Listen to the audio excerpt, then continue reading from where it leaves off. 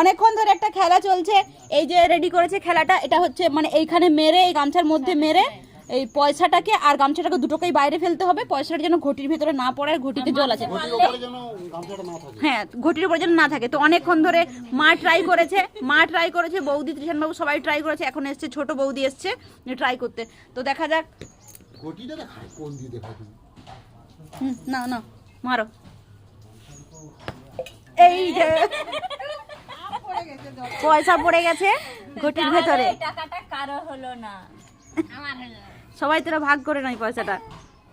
অনেকক্ষণ ধরে এই খেলাটা মানে চলছে, কেউ পারেনি আসলে এই খেলা।